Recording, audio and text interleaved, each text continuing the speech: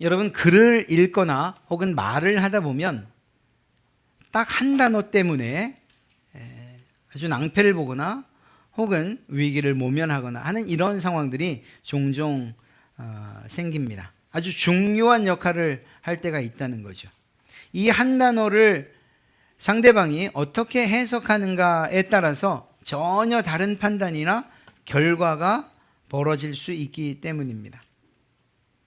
오늘 그런 단어가 하나 있어요. 제가 읽어드린 말씀 가운데 8장 1절 가운데 있는데, 제가 다시 한번 읽어드릴 테니까 이게 도대체 무슨 단어일까? 이 단어를 잘못 이해하면 전혀 다른 의도 혹은 다른 결과가 나타난다고. 자, 읽어드리겠습니다. 그 후에 다윗이 다시 읽어드릴게요. 그 후에 다윗이 블레셋 사람들을 쳐서 항복을 받고 블레셋 사람들의 손에서 메대간말을 빼앗으니라. 어떤 단어인지 아시겠어요? 여러분도 저와 동일한 생각을 하고 계신 것 같네요.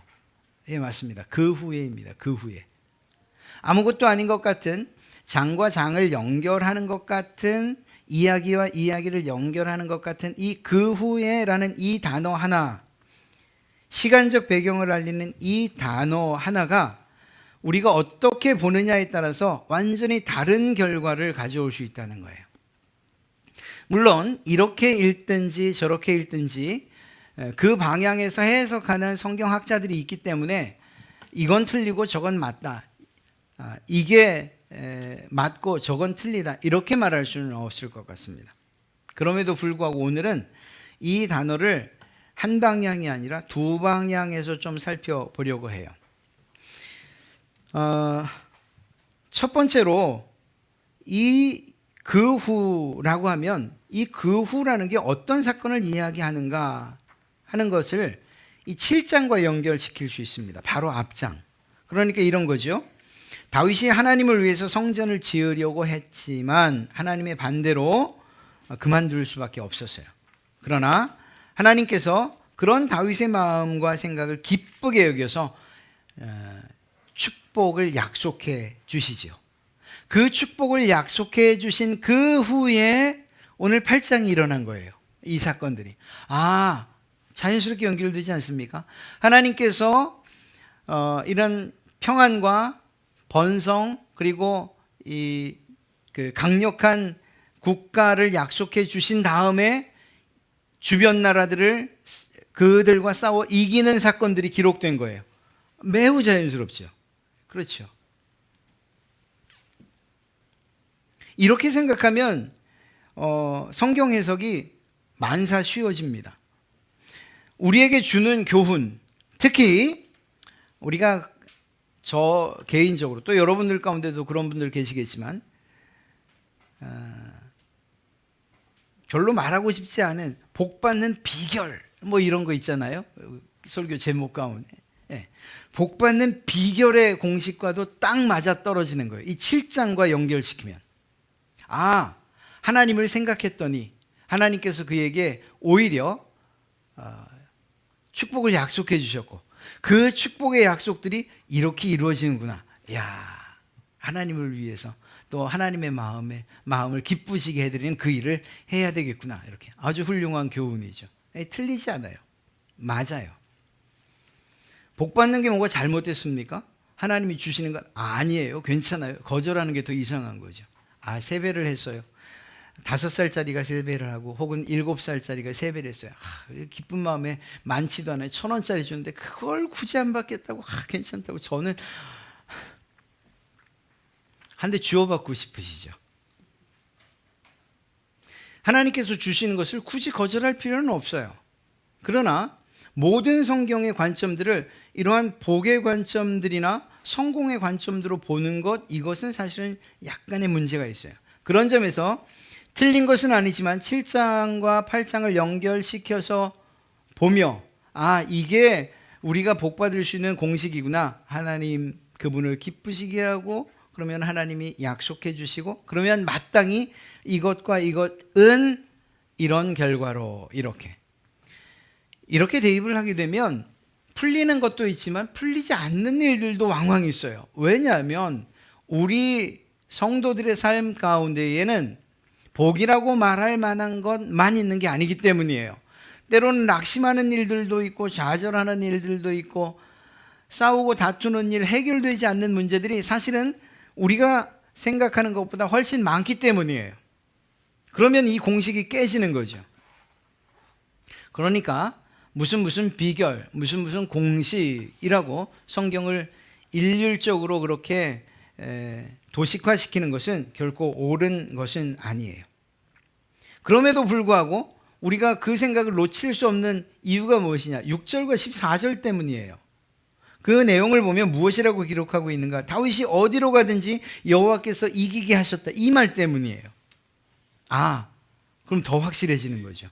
이렇게 하고 이렇게 했더니 다윗이 나가 싸웠는데 어디로 가든지 하나님이 이기게 해주셨구나. 하나님이 이기게 해주신 까닭은 결국 하나님을 기쁘시게 했던 이것이겠구나. 다시 말씀드리지만 이 내용이 틀린 건 아닌데 이것을 모든 일에 적용시킬 수는 없어요.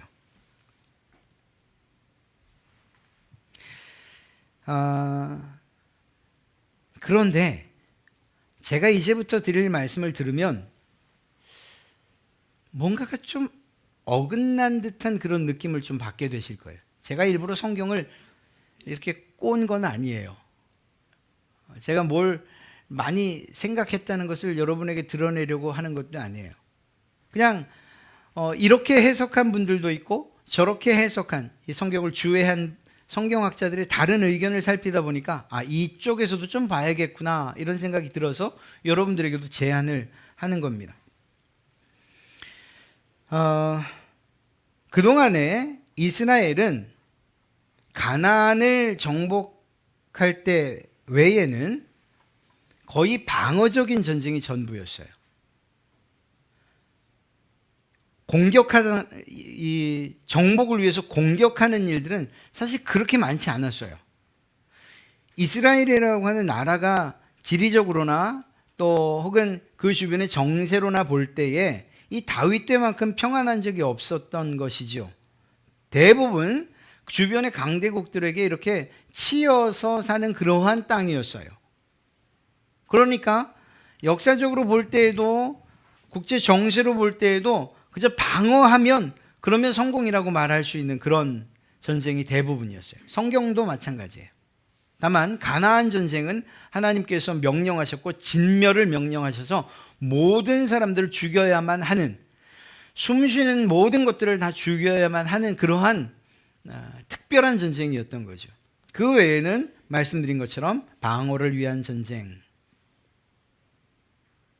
그것이 대부분이었어요. 그런데 오늘 말씀을 읽다 보면 방어적이 아니라 오히려 공격적으로 정복을 위한 전쟁을 다윗이 하고 있는 것처럼 보입니다.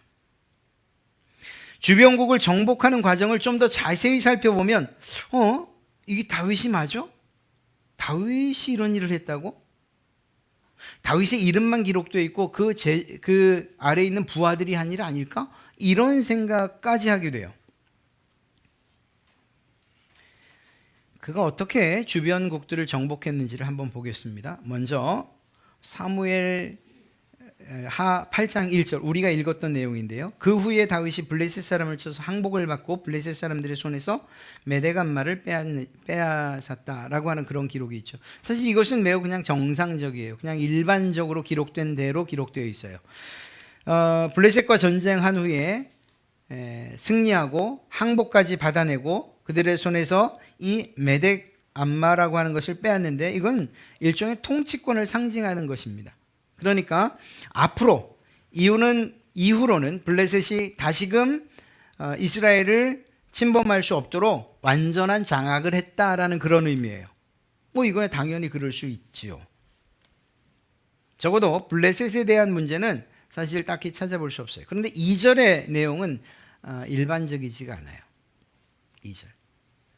상상력을 조금만 키워서 읽으면 이거 너무 잔인한데? 너무 참혹한데? 이런 생각을 할 수밖에 없어요. 다윗은 블레셋에 이어서 모압과 전쟁을 치르게 됩니다. 그리고 포로로 잡은 사람들을 죽이는데 그 수준이 거의 학살 수준이었기 때문이에요. 여기에서 줄을 재었다 이렇게 이야기하는데 두 줄 길이의 사람은 죽이고 한 줄 길이의 사람은 살리니 저처럼 좀 한 줄을 이렇게 딱 재서 한 줄 살고 두 줄 이게 아니고요. 포로로 잡아온 사람들을 어떤 무리를 세 줄로 나누었다는 얘기고요. 그들을 엎드리게 했다는 거예요. 그 가운데에서 임의로 두 줄을 선택해서 죽였다는 거예요. 그러니까 포로로 잡아온 사람 가운데 3분의 2를 다 죽였다는 거예요. 저항할 수 없도록 엎드리게 한 후에. 여러분, 우리가 영화나 혹은 드라마에서 너무 이런 전쟁이나 누군가를 죽이고 살리는 이런 것들을 너무 익숙하게 보다 보니 이게 아무렇지도 않게 느껴지지. 사실 사람을 죽인다는 일이 그렇게 쉬운 일입니까? 아무리 전쟁이라 해도. 그 일을 누가 했느냐? 포로로 잡아온 힘없고 저항할 수 없는 그 사람들을 세 줄로, 그리고 그 가운데 두 줄을 그냥 죽인 그 사람이 누구라고? 다윗이 그런 일을 했어요. 다윗이. 그런데 이것을 좀 더 아까 말씀드린 대로 어떤 길이의 단위로의 줄이 아니라는 것을 세번역 성경은 아주 잘 번역해 놨어요. 다윗은 또 모압을 쳤다. 그는 모압 포로들을 줄을 지어 세운 다음에 그들을 땅에 엎드리게 하고 매 석줄 중에 두 줄은 죽이고 한 줄은 살려주었다. 모압 사람들은 다윗의 종이 되어 그에게 조공을 바쳤다. 이 모압이 조공을 바칠 수밖에 없었던 이유가 뭘까요? 이제는 한거불능의 상태가 된 거예요. 그러면 이것에 비추어 본다면 앞으로 나오는 모든 전쟁에서 다윗에게 조공을 바치는 나라들은 이러한 상황들을 맞이했다는 거죠. 다윗이 이렇게 잔인한 사람이었나요? 무자비한 사람이었습니까?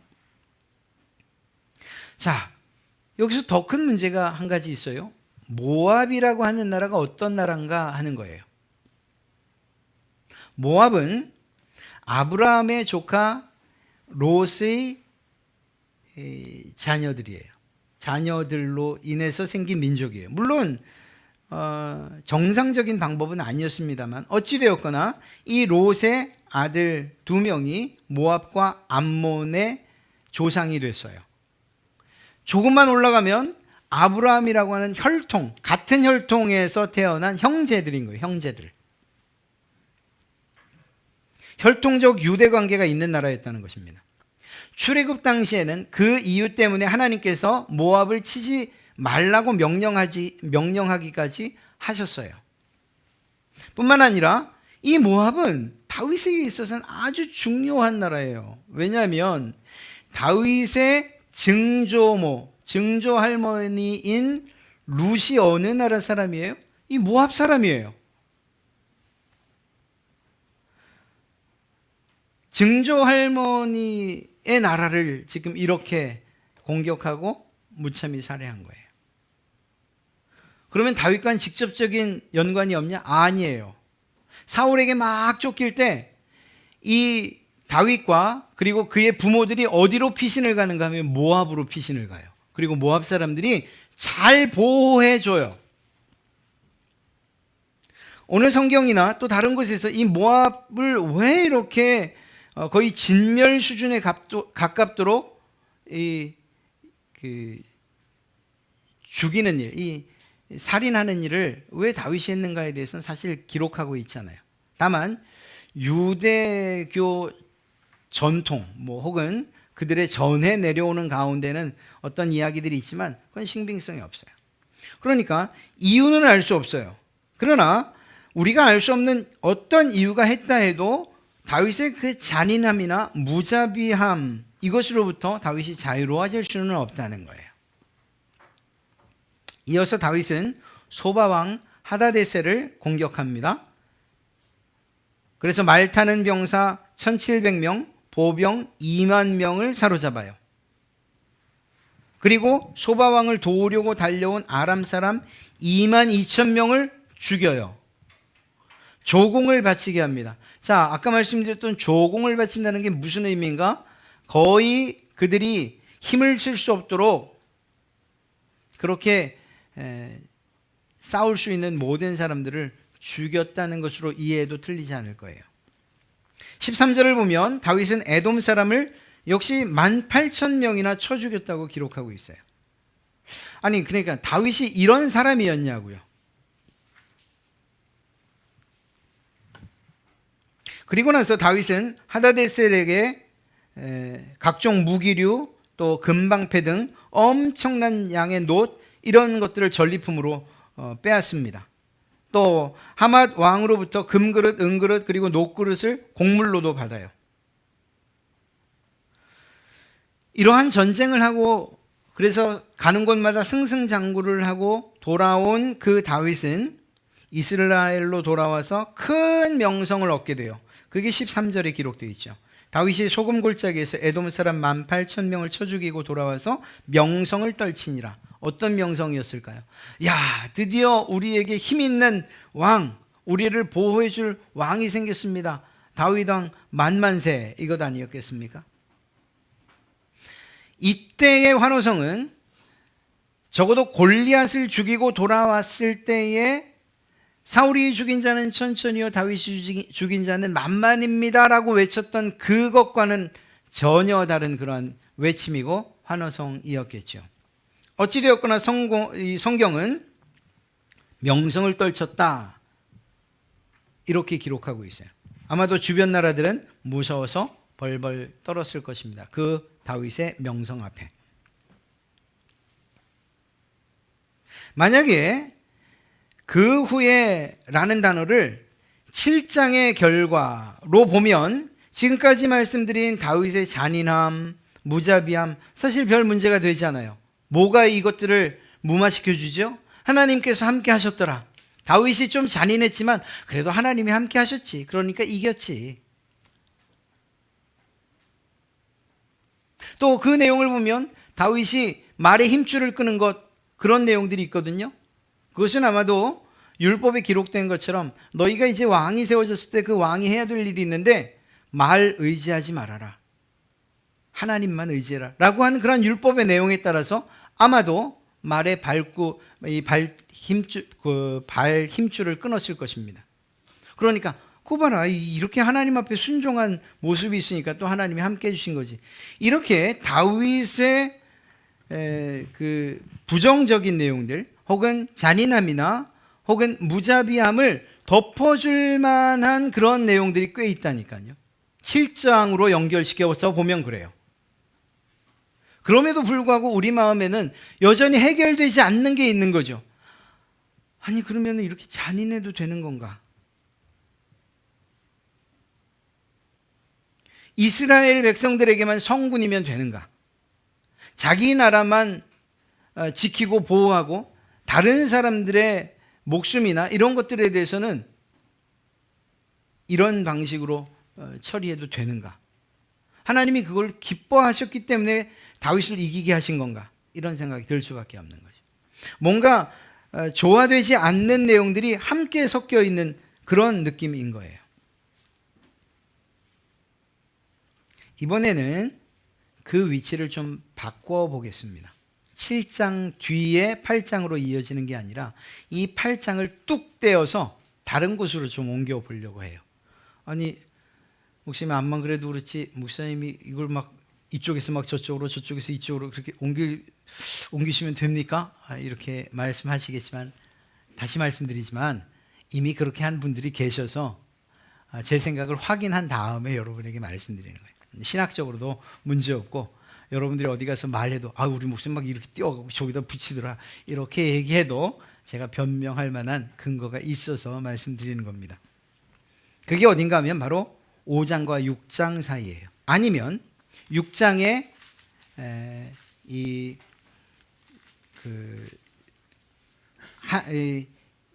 다윗 그러니까 법궤를 가져온 이후 그쪽으로 붙여도 상관없어요. 5장 뒤로 붙이는 것이 그냥 가장 일반적이라고 볼 수 있어요. 5장과 6장 사이에 넣는 거죠. 5장의 내용이 뭐죠?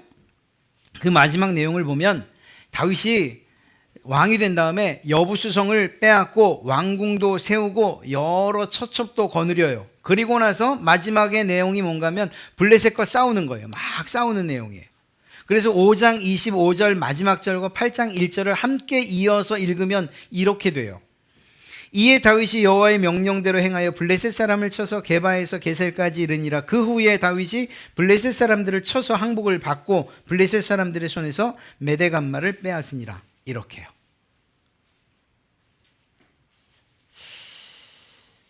어떻게 말이 되는 것 같기도 한데요. 그렇게 생각되지 않으십니까? 이런 가정을 하는 가장 큰 뒷받침은 사실 7장 1절에 있어요. 7장 1절을 보면 그 내용이 무엇입니까? 여호와께서 주위의 모든 원수를 무찌르사 왕으로 궁에 평안히 살게 하신 때에 라는 거예요. 이것을 원문의 순서에 따라서 다시 번역하면 그리고 그냥 직역을 하는 이런 내용이 됩니다.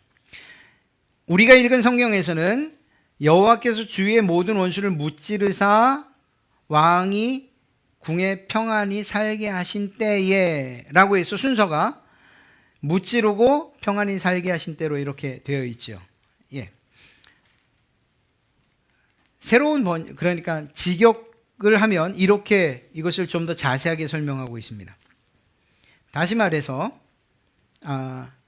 그리고 다윗이 자기 성에 거했고 여호와께서 그를 위하여 그의 사방의 모든 대적으로부터 평안하게 해 주셨을 때에 뭐 별 차이 없는 것 같지만 다시 말하면 다윗이 다윗성에 입성한 이후로 여러 번의 전쟁이 있었고 그 모든 전쟁에서 여호와께서 승리케 해 주신 후 그 덕으로 평화의 시대를 맞이하게 되었다는 것을 이야기하고 있는 것이죠.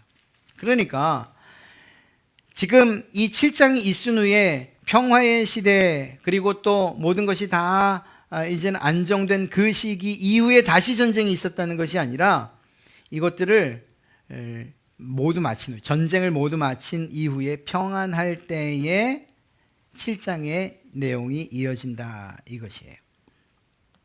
이런 평화의 시대를 누리던 다윗이 하나님을 위해서 성전을 짓고자 하는 마음이 생겼던 거죠. 그렇게 보면 순서를 전쟁을 앞으로 놓고 그리고 나서 성전 건축 그리고 평안의 때로 이렇게 내용을 놓고 보면 이해되는 말, 즉 하나님께서 성전 짓는 일을 반대하셨던 이유를 이제 알 수 있는 거예요.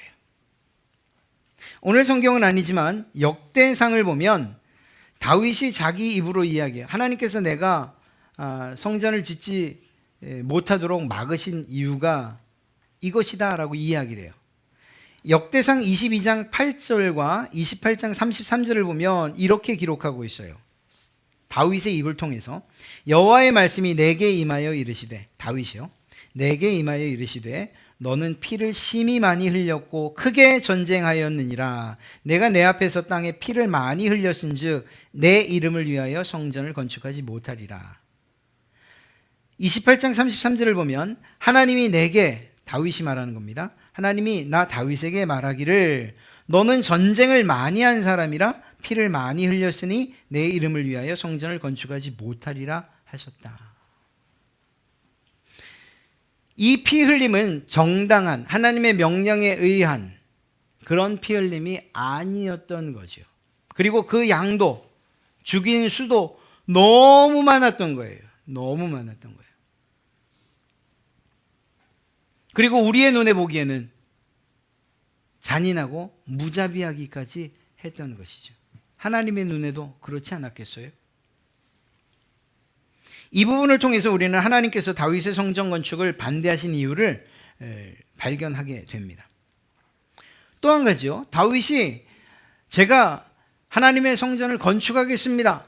제가 모든 재료를 거반 다 모아놨습니다. 라고 말할 때 그 재료들이 어디에서 나온 건가도 우리는 알 수 있어요. 오늘.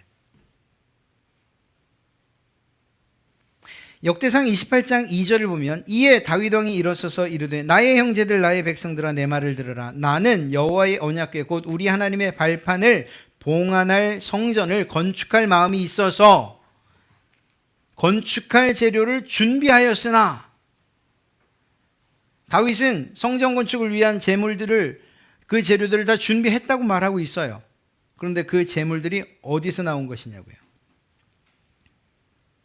우리가 읽은 사무엘 8장 10절부터 12절 말씀을 보면 도이가 그의 아들 요람을 보내 다윗 왕에게 문안하고 축복하게 하니 이는 하다데셀이 도이와 더불어 전쟁이 있던 터에 다윗이 하다데셀을 쳐서 무찌름이라. 요람이 은그릇과 금그릇과 놋그릇을 가지고 온지라 다윗 왕이 그것도 여호와께 드리되 그가 정복한 모든 나라에서 얻은 은금 곧 아람과 모압과 암몬 자손과 블레셋 사람과 아말렉에서 얻은 것들과 소바왕 르홉의 아들 하다데셀에게서 노략, 모두 전쟁에서 피 흘려서 빼앗은 것들이에요. 하나님의 명령도 아니고 그저 정말 어떤 이유에서인지 모르지만 그냥 제3자가 보기에 너무 잔인하다 싶을 정도로 버렸던 그 전쟁에서 거두어 드린 것들이에요. 이것으로 뭘 하겠다고요? 하나님 말씀만 하시면 제가 성전 짓겠습니다, 이렇게 말했던 거예요. 피 묻은 재물과 그 재료들로 하나님께서 성전 건축하게 하시겠냐는 거예요. 한번 생각해 봐야 할 문제죠. 전쟁을 통해서 수없이 흘려진 피를 대가로 치르고 얻은 것들로 성전을 건축하는 것, 하나님이 기뻐하셨겠는가? 이거 우리 이야기로 바꿔 말하면 이런 거예요. 하나님, 로또 되면 제가 헌금할게요. 하나님을 위협하는 거예요. 그러니까 되게 해달라고요. 이게. 제가 지금 하고 있는 이 계약이 성사돼야 돼요. 좀 부정도 있고 또 뇌물도 제가 수태 줬지만 결국 하나님이 성공하게 해주셔야 되지 않습니까? 하게 하시면 제가 뚝 떼서 11조 할게요. 하나님한테 위협하고 협박하는 거 아니에요? 그런 관점으로 보면 다윗도 마찬가지예요. 제가 하나님 승리하게 해주셔서 이만큼 내가 이걸로 성전 짓겠습니다. 물론 이런 뉘앙스는 아니었을 거예요. 하나님이 기뻐하셨다는 면에서 보면. 그러나 과장되게 이야기하면 틀린 이야기가 아니죠. 하나님께서 피 묻은 재물, 속에 얻은 재물, 불로소득으로 취한 재물을 기뻐하시겠냐는 거예요. 그것으로 하나님의 일을 한다고 말하고 교회 건축을 하겠다고 하면 하나님이 기뻐하시겠냐 하는 거예요. 다윗이 전쟁 중 했던, 아까 말씀드렸던 또 한 가지가 있는데, 이건 역시 다윗이 복을 받을 수밖에 없는 이유처럼 그렇게 우리가 잘못 해석하면 안 돼요. 물론 이게 잘못된 것도 아니고 잘한 일이에요. 그러나 이것 때문에 하나님이 승리를 주셨다라고 말해서는 안 되는 거예요. 뭔가 하면 말씀드린 바처럼 소바에서 빼앗은 1700마리의 말 가운데서 100마리만 남기고 나머지는 다 다리에 힘줄을 끊어요. 다리에 힘줄을 끊는다는 것은 말의 기동력을 없애는 것이고 결국 전쟁에 쓸 수 없게 만든다는 거죠. 신명기에 말하고 있는 것처럼 하나님을 더 의지하려고 하는 다윗의 결단일 수 있어요. 그러나 이것 때문에 다윗의 했던 일들이 정당화되거나 합리화되는 것은 아니라는 것입니다. 여러분, 하나님을 정말 부탁드리는데 하나님을 오해하지 마십시오. 하나님은 목표 지향적인 분이 아니에요. 세상 성공하려면 한 가지 목표 세우고 성공할 때까지 앞만 보고 달려야지, 이렇게 말하는 세상 사람들과 다른 관점을 가지고 계신 분이에요. 수단과 방법, 그리고 그 과정을 더 귀하게 여기시는 그분이 바로 하나님이시라는 것을 꼭 기억하시기를 바랍니다. 우리는 그런 관점에서 살아나가야 되는 거예요. 그리고 우리 아이들에게도 이런 삶의 관점, 하나님이 기뻐하시는 것이 무엇인지를 잘 알려주셔야 돼요. 사실 우리 교회는 없어요. 그런데 제가 있었던 여러 교회에서는 심심치 그냥 늘 하는 이야기 가운데 하나예요. 아이들이 고등학교 2학년, 3학년 되면 이제 잘 안 나와요. 그러면 그 아이들하고 이야기하죠. 상담을 하거나 또 혹은 부모님하고 이야기할 때가 있어요. 그러면 대부분 100이면 거의 90은 뭐라고 말하는 거예요? 대학 간다며 이제 교회 다닐게요. 대학 간다며. 아유, 그냥 저 지방에 있는 대학이라도 가야지. 그래야지 또 교회 다닐 수 있죠. 그 대학도 못 가가지고 무슨 제가 이런 거 생각하면 나도 대학을 한번 나와보지 말걸 이런 생각까지 들지. 하나님의 성품과 뜻을 따라 사는 게 정의고 공의 아닙니까? 하나님께서 우리에게 명령하신 그 삶을 따라 순종하는 것, 그것이 성공 아닙니까? 하나님께서 돈이 없으셔서 그래 내가 네가 로또 되기만 기다리고 있다 라고 말씀하십니까? 이 세상의 모든 은근 보화가 다 하나님의 것인데 왜 그 하나님에게 우리의 알량한 것들을 드리면서 마치 거지 적선하듯이 이렇게 던지냐고요. 왜 협상하듯이 하나님을 협박하냐고요. 해주시면 내가 크게 한번 쏘겠습니다 이렇게 이야기하냐고. 세상 사람들이 말하는 것처럼 왜 하나님을 그렇게 대하냐는 거예요. 그러지 마시라고요.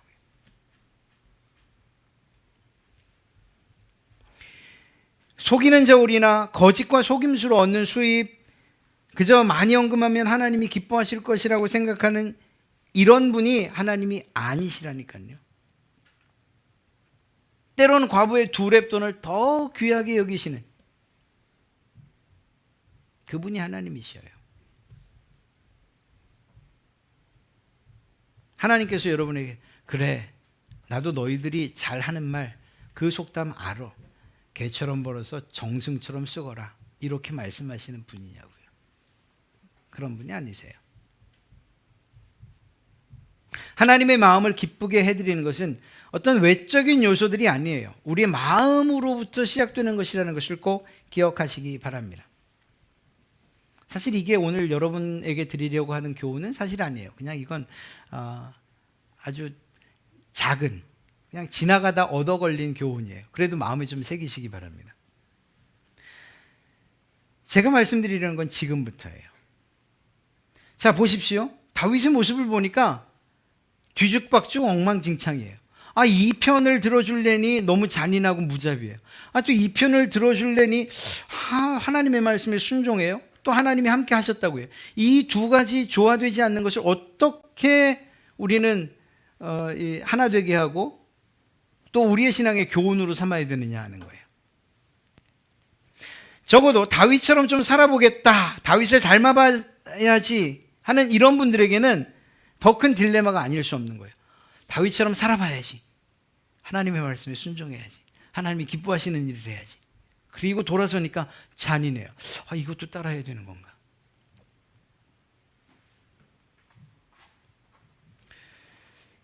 다윗은 도대체 어떤 사람이냐는 거예요. 잔인하고 무자비하고 야망에 눈이 멀었고 때로는 하나님이 시키지도 않은 일을 제멋대로 하려고 하는 그런 사람입니까? 아니면 하나님과 함께한 사람, 하나님께 기꺼이 헌신하고 모든 것들을 아낌없이 드리는 그런 사람입니까? 사실은 둘 다가 다윗이죠. 어느 편은 다윗이고 어느 편은 다윗이 아닙니까? 아니에요. 둘 다 다윗이에요. 제가 이 말씀을 왜 드리느냐? 그럼에도 불구하고 하나님께서 어느 한 편을 보셔서 다윗을 축복하시고 다윗과 함께 하신 것이 아니라는 거예요. 어느 한 편을 보셔서 야, 너 도저히 안 되겠다, 내가 너랑 함께 할 수가 없다, 어떻게 그렇게 잔인한 전쟁 광이 돼버렸니? 라고 해서 하나님이 함께 하지 않으시는 분이 아니라는 거예요. 하나님께서 다윗과 함께 하신 것은 다윗의 편에서 어떤 일들을 하고 안 하고의 문제가 아니라 일방적인 하나님의 은혜였다는 것을 말씀드리는 거예요. 이것이 얼마나 우리에게 큰 소망인지 알 수가 없어요. 다윗이 하나님의 편에 있을 때나 오늘 살핀 것처럼 전혀 다른 모습으로 있고 또 그렇게 살 때 그것과 상관없이 하나님은 언제나 다윗과 함께 하셨고 그에게 승리를 약속해 주셨다는 거예요. 다윗이 전쟁에서 승리할 수 있었던 비결은, 비결 말하고 싶지 않다며 또 비결을 말하네요. 그 비결은 하나님께서 함께 하신 것 때문이었어요. 그러나 그렇다고 해서 다윗의 모든 행동이 다 하나님의 뜻에 부합한 것은 아니었다라는 거예요. 제가 무슨 말씀을 하려는 건지 이제는 아실 거예요. 여러분, 성경을 읽다 보면 노아가 그랬어? 모세가? 다윗이? 다니엘 봐. 그 어려운 상황 가운데서도 하나님의 뜻을 그대로 전했던 예레미야 봐. 아니, 자기의 모든 삶을 다 잃어버리면서까지 하나님의 사랑을 전했던 호세아 봐. 예수님의 12제자도 그렇고 사도 바울도 그렇잖아. 디모데는 어떻고.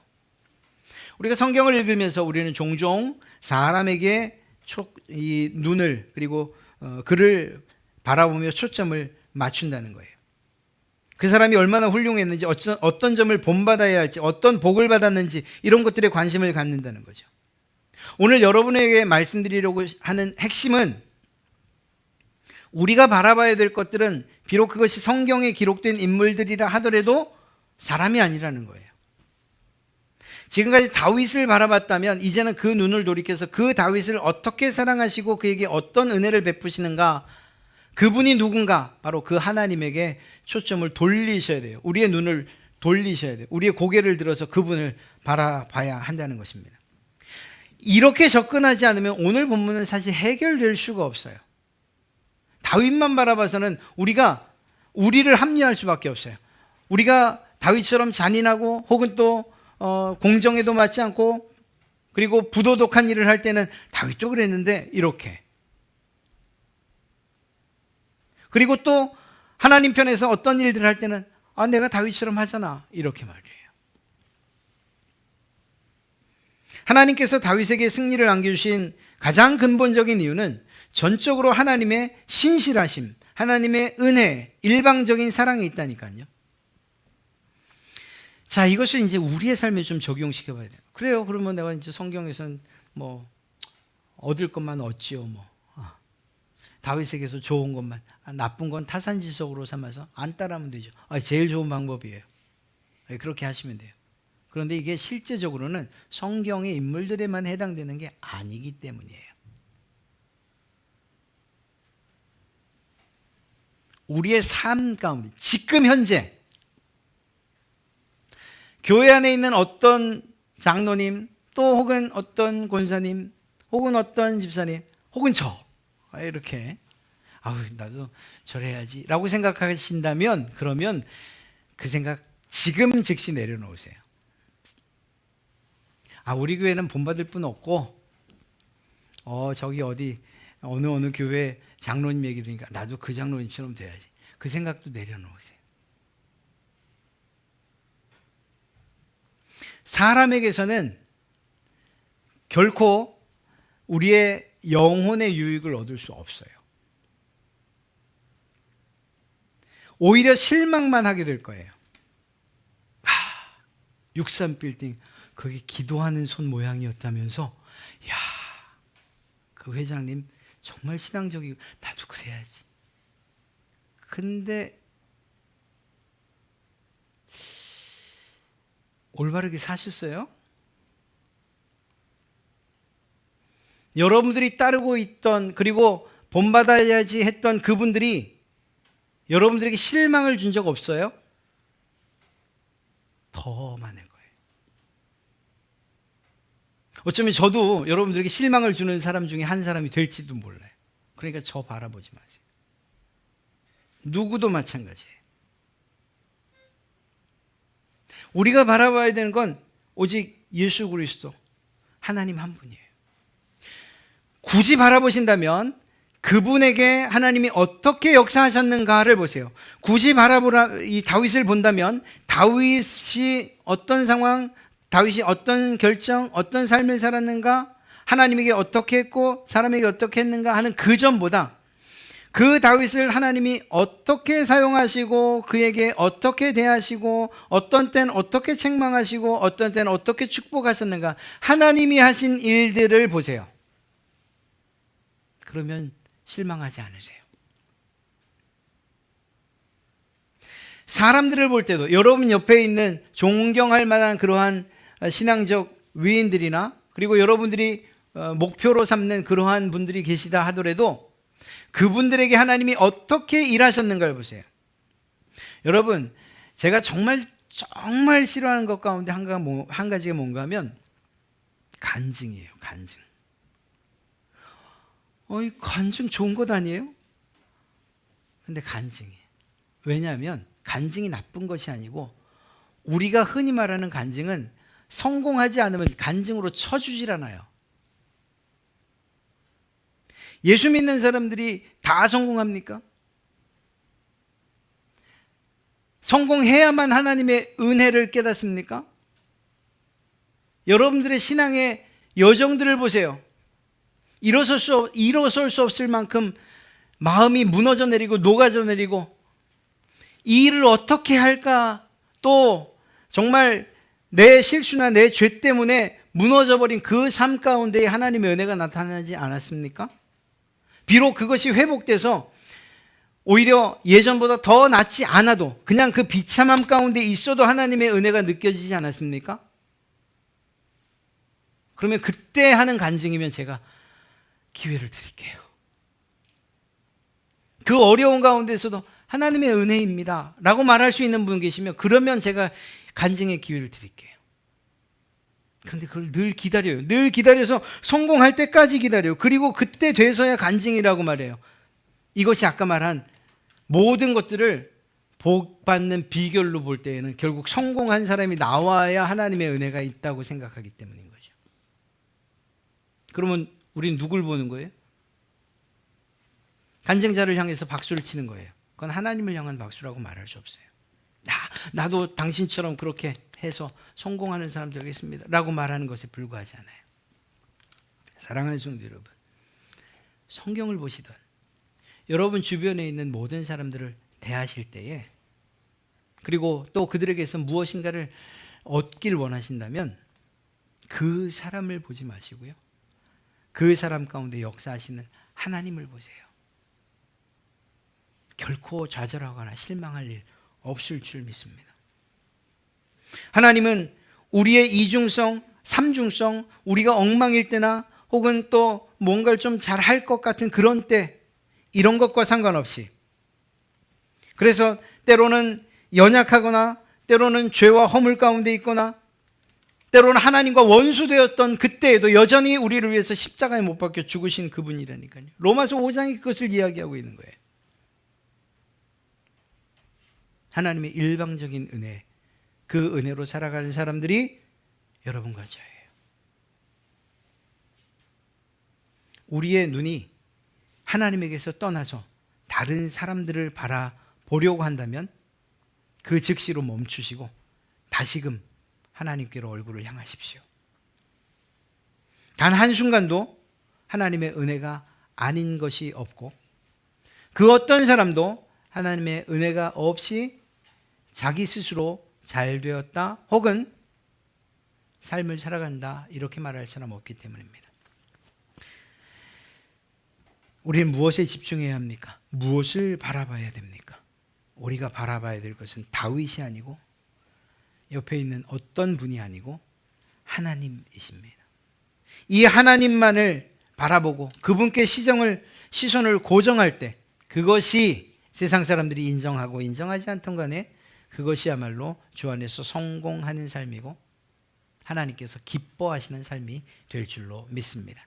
그렇게 주님께 여러분의 눈을 고정하시는 다음 한 주간 되시길 주님의 이름으로 축복합니다.